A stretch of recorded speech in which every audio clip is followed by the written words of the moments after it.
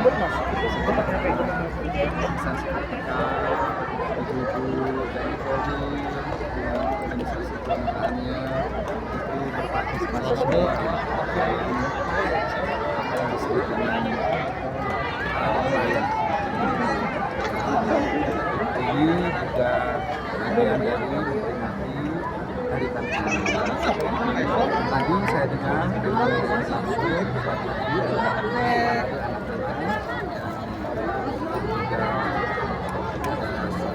jelas ada rangkaian ini dan kita tahu bahwa itu adalah tugas dan tanggung jawab bagi keluarga khususnya ibu-ibu yang mendedikasikan diri untuk semangat cinta baik itu dalam proses pembelajaran untuk mencapai titik semua bergerak bersama dan itu bagian dari rangkaian perjuangan ibu perempuan dan kita berterima sekali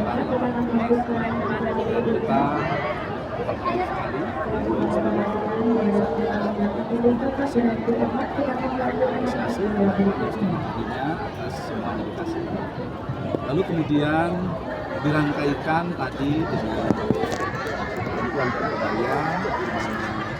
Kebaya ini NPI Indonesia ya, pakaian nasional kita, dan dengan digiatkan kebaya maka di samping juga melestarikan budaya, juga ternyata di situ ada nilai ekonomi yang berkembang, di mana dari beberapa hari yang lalu usaha-usaha di bidang perkebayaan ini saya coba kontak-kontak, mereka mendapatkan ruang yang berkembang ya, karena pesanan bahan, model dan seterusnya.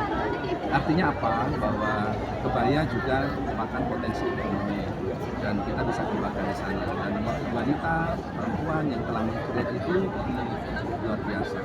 Kemudian dirangkaikan juga dengan ada bazar UMKM. Ini kita dedikasikan untuk kita mengendalikan inflasi. Jadi tadi juga ada bantuan, itu juga dalam rangka mengendalikan inflasi karena bisa kita sedikit mengurangi dalam kebutuhan sehari-hari, utamanya pangan-pangan pokok, sehingga ini membuat upaya kita bagian dari stabilisasi harga dan seterusnya. Dengan emansipasi wanita pada juga dengan kesetaraan gender sejauh mana perempuan terlibat dalam pembangunan Provinsi Banten sendiri Pak? Oh iya, jadi keterlibatan perempuan di Provinsi Banten bahkan secara formal kita selalu membasiskan semua tata kehidupan itu pada dasarnya berbasis gender, dan perempuan itu setara dengan laki-laki, sama perannya di dalam berbagai agenda sesuai dengan masing-masing tugas pokok dan fungsinya. Karenanya di Banten itu soal kesetaraan gender kita depankan betul dan kita hormati bersama, termasuk kalau kita lihat di tingkat implementatif pada profesionalisme perempuan-perempuan, wanita-wanita di Banten tampil di berbagai level ya, di berbagai tataran kehidupan. Saya pikir peran perempuan sangat dikedepankan. Jadi kalau cita-cita Kartini tentang kesetaraan itu pada dasarnya kita sudah implementasikan. Keteladanan seperti apa yang bisa diambil dari sosok Raden Ajeng Kartini Pak oleh perempuan di Banten sendiri? Ya, keteladanannya pertama bahwa mengedepankan hak-hak perempuan, dan hak-hak perempuan itu pada dasarnya berkontribusi untuk kebaikan bersama, nilai-nilai dasarnya, sehingga dari visi yang beliau gagas, beliau sampaikan, bahkan kalau melihat dari riwayatnya koresponden beliau dengan berbagai sahabatnya di Eropa, di berbagai belahan dunia, itu menunjukkan perempuan Indonesia memiliki wacana yang luas, pemikiran yang visioner, dan tentu mendukung, meningkatkan, dan menjunjung tinggi harkat dan martabat perempuan. Dan Indonesia setelah merdeka dan terus sampai saat ini, positioning itu terus semakin bersama dengan semua stakeholder lain. Dari pemberitaan yang banyak beredar di media massa, Pak, ini perempuan dan juga anak-anak masih menjadi objek kejahatan seksual, Pak. Bagaimana tanggapan Anda nih, Pak? Oh ya, jadi itu bagian dari penyimpangan, dan oleh karenanya kita dengan seoptimal mungkin melakukan penegakan hukum ya di tingkat kuratif, tingkat hal yang harus kita eksekusi.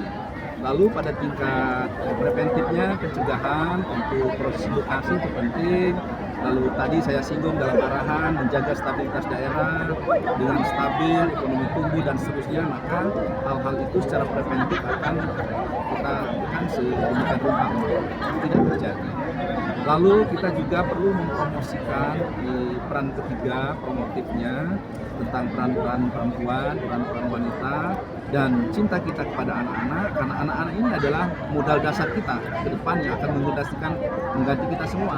Maka itu harus kita jaga, dan kita menghimbau bahwa dari segi kuratif tadi kita akan melakukan penegakan hukum yang sekeras-kerasnya. Lalu kemudian di segi preventif kita akan melakukan proses edukasi, membangun tata kehidupan sosial yang baik, dan promotifnya kita harus bicarakan ini, kita harus komunikasikan, kita harus kampanyekan bahwa Indonesia, Banten, dan segenap dengan lapisan masyarakat, kita harus satu kesatuan dan tidak boleh ada hal yang terjadi, kekerasan dan seterusnya kepada wanita dan anak.